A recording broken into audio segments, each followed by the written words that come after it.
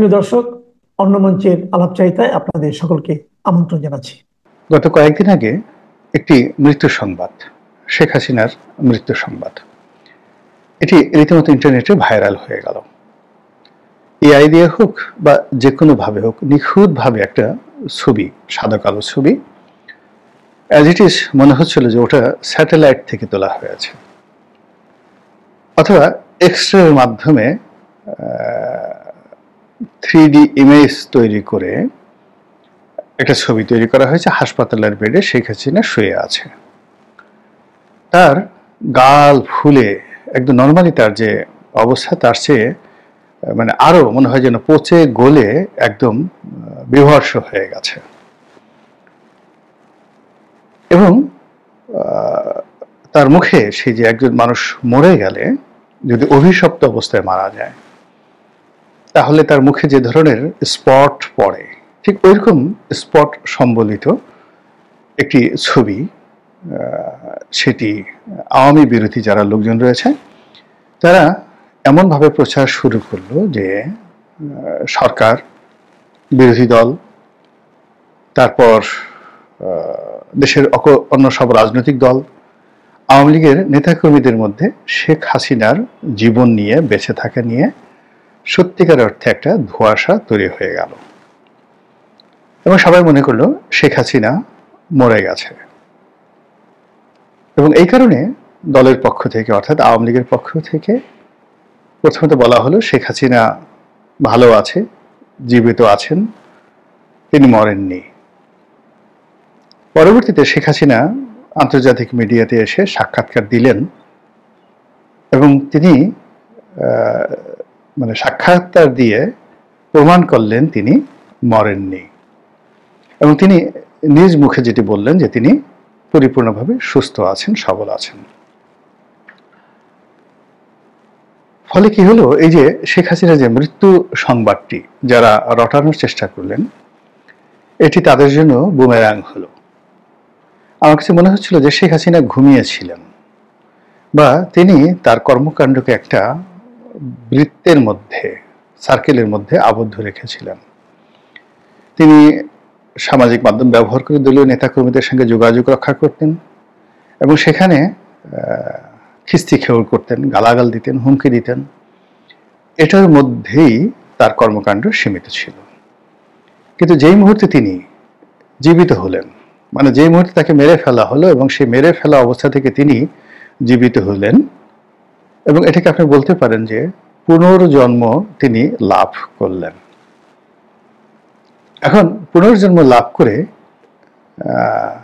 যেটি আমরা দেখলাম, তার মধ্যে যে বিবর্তন হলো, তার মৃত্যুর আগে, অর্থাৎ এই যে তাকে যে কৃত্রিমভাবে মেরে ফেলা হলো, এই মৃত্যুর আগে বাংলাদেশের সাংবাদিকরা মনে করতেন যে আমি টেলিফোন করা মাত্রই শেখ হাসিনা আমাকে সাক্ষাৎকার দেবেন।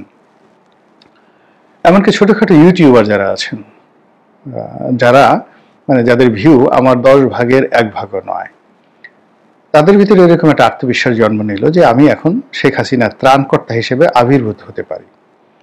আমি যদি এখন শেখ হাসিনাকে টেলিফোন করি যে আমার সঙ্গে একটা ইউটিউবে সাক্ষাৎকার দেন, শেখ হাসিনা ওখানে জয় বাংলা, জয় বঙ্গবন্ধু বলে 1 ঘন্টা খুশিতে নাচানাচি করবেন, তারপরে 2 ঘন্টা বসে তিনি মেকআপ নেবেন, সাজুগুজু করবেন, তারপর সেই ইউটিউবারের সঙ্গে তিনি বসে মনের দুঃখের কথা তিনি বলবেন যে দেখুন ইউনূস আমাকে কি করেছেন, শেষ করে দিয়েছেন, ইত্যাদি ইত্যাদি আরো অনেক কিছু।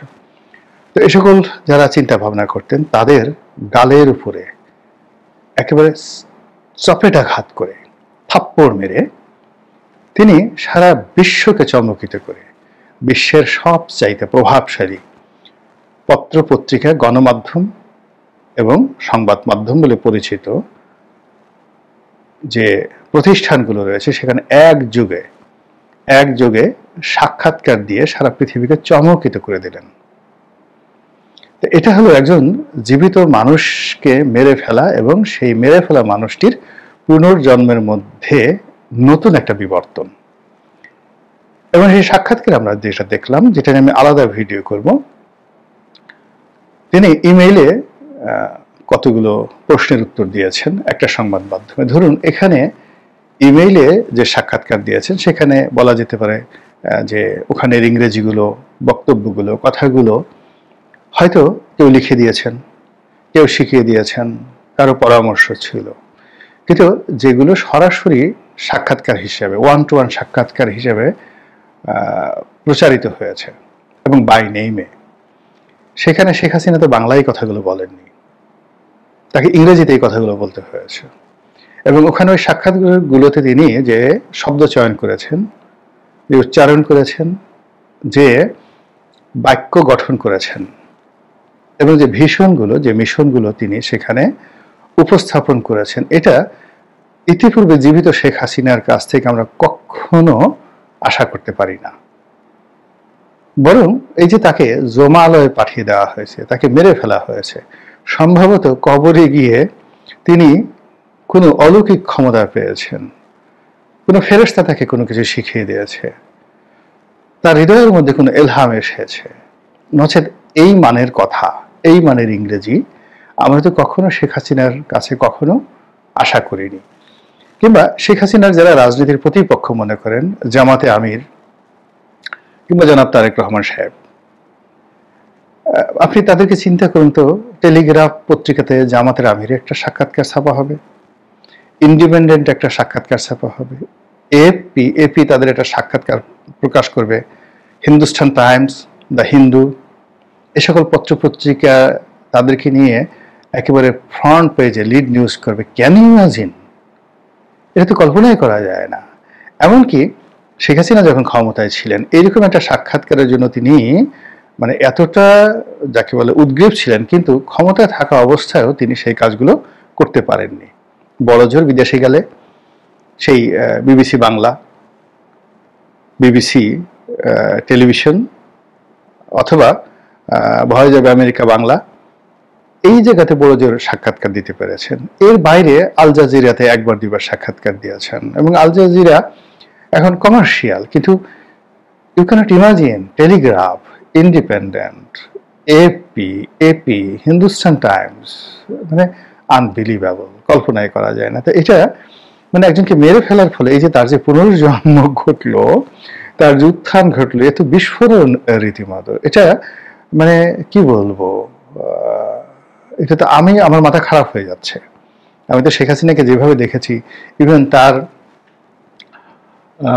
মানে আত্মীয়, নিকট আত্মীয় আন্দালিব রহমান পার্থ, মানে তার যে ভাতিজির জামাই, আবার অন্যদিকে ভাগ্নে, মানে আন্দালিব রহমান পার্থের মা শেখ হাসিনার আত্মীয়া, আবার আন্দালিব রহমান পার্থর যে শ্বশুর শেখ হেলাল তার চাচাতো ভাই।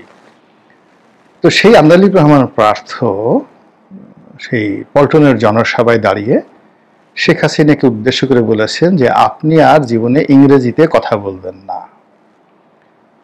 ইংরেজিতে আপনার ইংরেজি শুনলে আমাদের লজ্জায় মাথা কাটা যায়।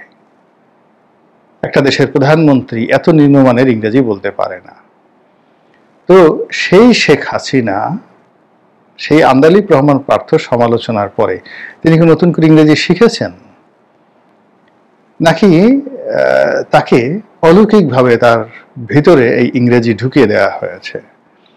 তিনি যেখানে একটা কথা বলতে গেলে 10 বার করে জিয়াউর রহমানকে গালি দেওয়া, তারেক জিয়াকে কটাক্ষ করা, খালেদা জিয়াকে কটাক্ষ করা, নিজের বাবার পরিচয় দেওয়া, বঙ্গবন্ধুর কন্যা, মুক্তিযুদ্ধের কথা বলা, এগুলো ছিল তার একেবারে গতানুগতিক, তার বক্তব্যের মতো এগুলো থাকবেই।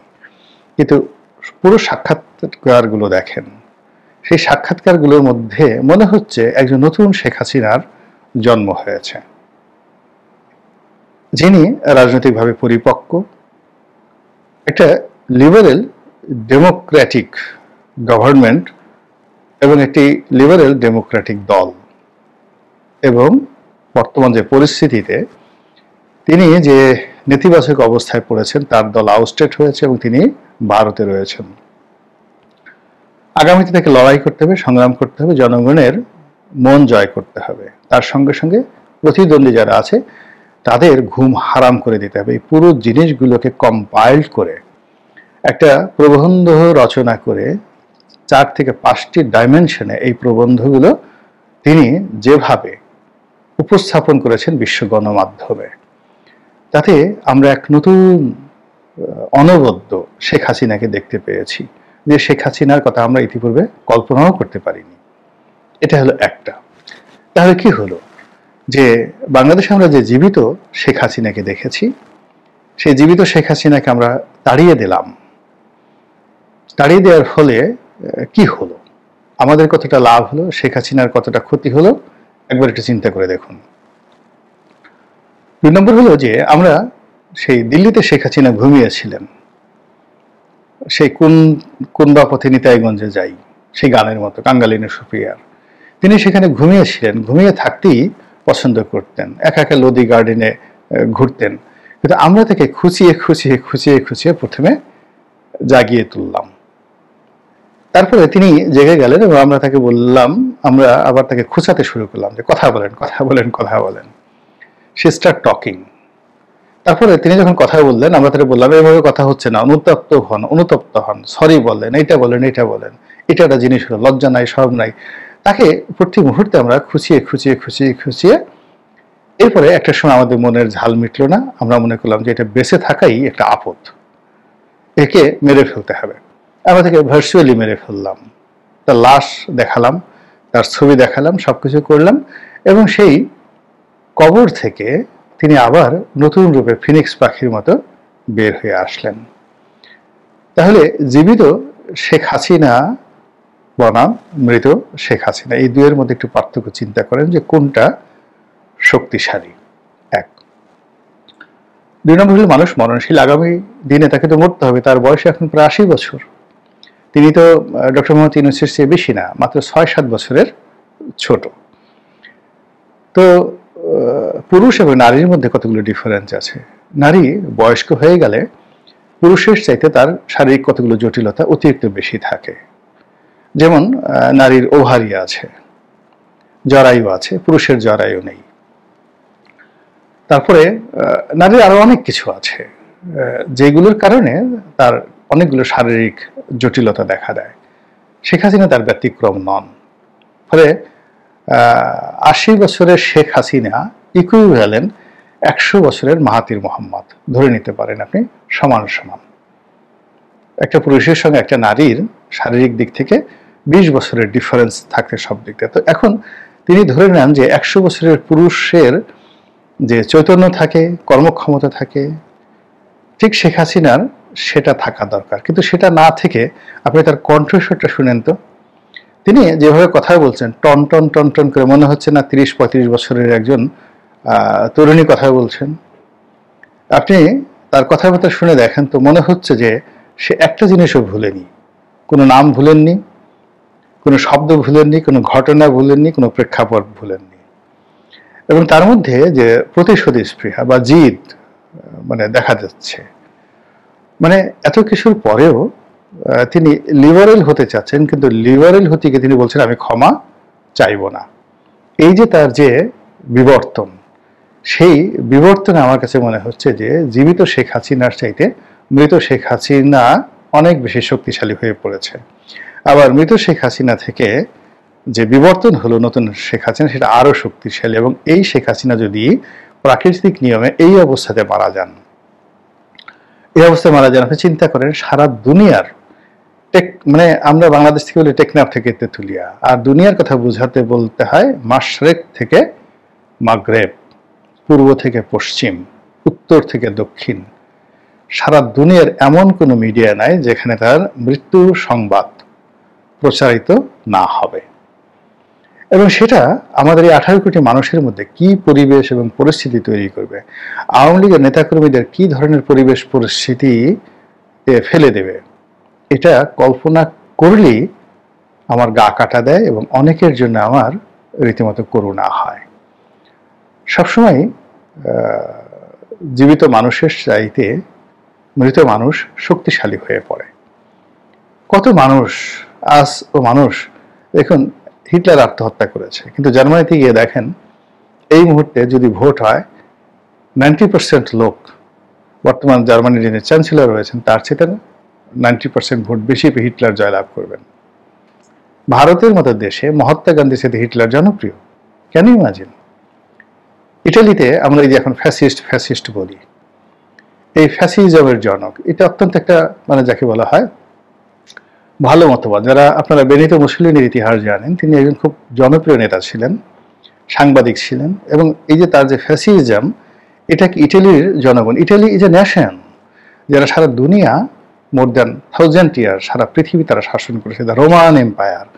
এবং দ্বিতীয় মানে এই রোমান এম্পায়ার, তারপরে তারা হয়ে গেল দ্য হলি রোমান এম্পায়ার, পবিত্র রোমান সাম্রাজ্য। পৃথিবীর অন্য কোনো সাম্রাজ্যের সঙ্গে এরকম হলি শব্দটি ব্যবহৃত হয়নি, দ্য হলি রোমান এম্পায়ার। তো যে জাতি যাকে বলা হয় 1000 বছর দুনিয়া শাসন করেছে, পৃথিবীর এমন কোনো বড় জাতি নাই যাদেরকে তারা পদানত করেনি। সেই জাতির মধ্যে একজন মুসলিনী জনপ্রিয় হলেন যে মতবাদ দ্বারা, সেটি হলো ফ্যাসিবাদ। তো সেটা দিয়ে তিনি ক্ষমতা আসলেন, এসে তিনি যে কর্ম করলেন, সেই কর্ম করে সেই কর্মের সঙ্গে আসলে ফ্যাসিজমের কোনো সম্পর্ক নেই। কর্মটা করেছেন স্বৈরতন্ত্র, মন্দ কাজ করেছেন।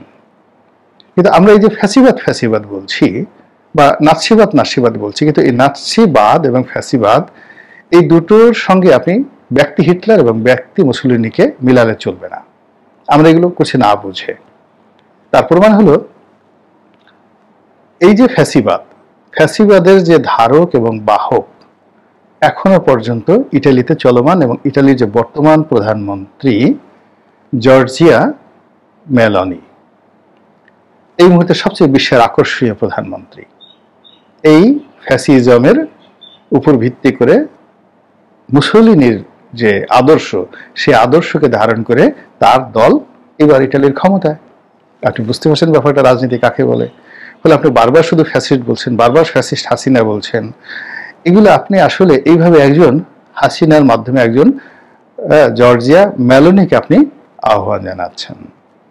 এনিওয়ে, তো এইভাবে হয় কি যে কোনো কোর্স অফ অ্যাকশন বা ইতিহাসের যে ধারাবাহিকতা, এটাতে বাধা দিতে হয় না, সহজ সরল স্বাভাবিকভাবে চলতে দেওয়া উচিত। তা না হলে এরকমভাবে মৃত মানুষের ভিতর থেকে যে ফিনিক্স বের হয়, যে আদর্শ বের হয়, যে পাখি বের হয়, যে প্রাণ ভোমরা বের হয়, এটা অনেকের যে স্বপ্ন তছনছ করে দেয়, আর অনেকের স্বপ্নকে একেবারে গগনচুম্বী করে দেয়।